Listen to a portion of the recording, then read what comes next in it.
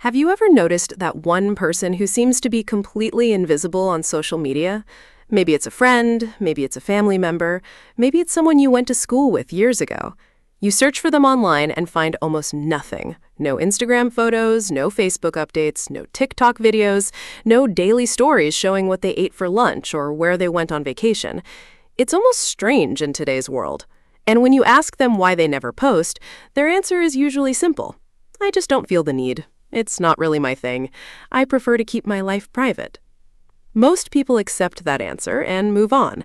But if we're being honest, many of us secretly wonder what's really going on.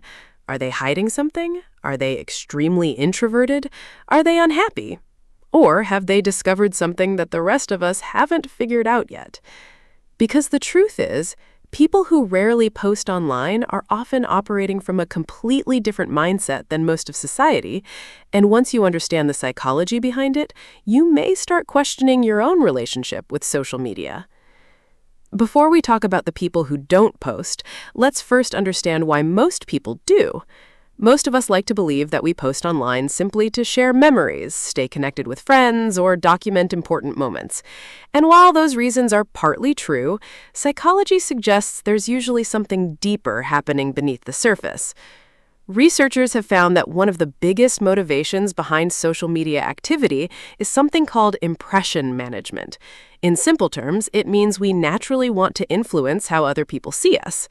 Every photo we upload tells a story. Every caption sends a message. Every vacation picture, gym selfie, and new car photo and relationship update creates a certain image. Whether we realize it or not, we're constantly shaping how the world perceives us. We're not just sharing experiences, we're building a public version of ourselves. And in return, we're often looking for something. Attention. Validation, approval, recognition, a sign that people notice us, a sign that people care, a sign that our lives matter. Now, there's nothing necessarily wrong with wanting connection. Humans are social creatures. We all want to feel seen. But what makes people who don't post so interesting is that they've chosen, consciously or unconsciously, to step away from this entire system. And there are several psychological reasons why. The first reason is privacy. Some people have an unusually strong desire to keep their personal lives private.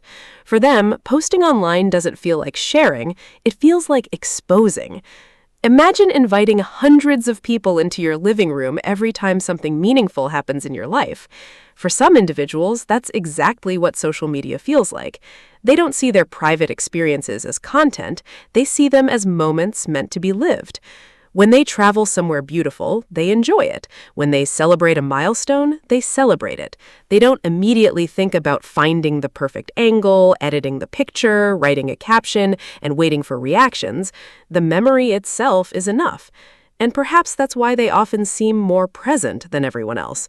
While others are busy documenting life, they're busy experiencing it. The second reason many people avoid posting is fear of judgment. This may sound surprising, but it's incredibly common. A lot of people want to share things online. They simply don't want to deal with the possibility of being criticized, ignored, or rejected. Think about it. The moment you post something, you open yourself up to evaluation. People can like it, ignore it, judge it, compare it, or make assumptions about you based on a single image. For some personalities, that level of exposure feels uncomfortable. So instead of taking the risk, they stay silent. They scroll through other people's content, they watch from the sidelines, but they rarely put themselves in the spotlight, because being seen means being evaluated, and not everyone wants to live under that pressure. But then there's a third group, and this group may be the most fascinating of all. These are people who simply don't need external validation to feel good about themselves. Their confidence doesn't come from likes. Their happiness doesn't depend on comments. Their sense of worth isn't tied to how many people react to what they're doing. Instead, they get fulfillment from real-world experiences, meaningful conversations, strong relationships, purposeful work, personal growth. They don't need strangers on the internet to confirm that their life is valuable. They already know it is, and that's a powerful place to be psychologically. Imagine accomplishing something amazing and not feeling the urge to announce it. Imagine enjoying a beautiful sunset without taking out your phone.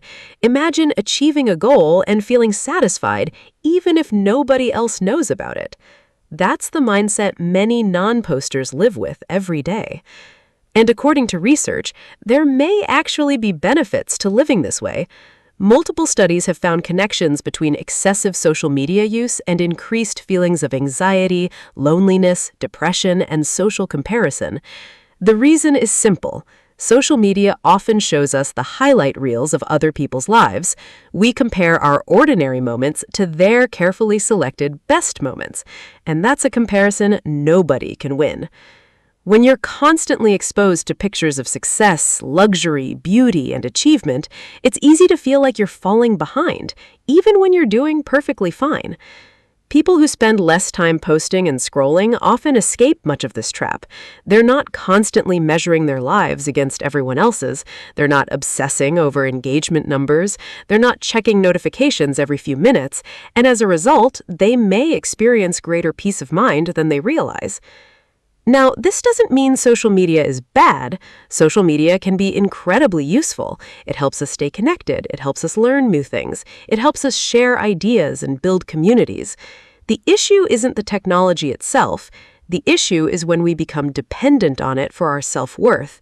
When our happiness starts depending on likes, views, followers, and comments, we've handed control of our emotions to other people, and that's a dangerous habit.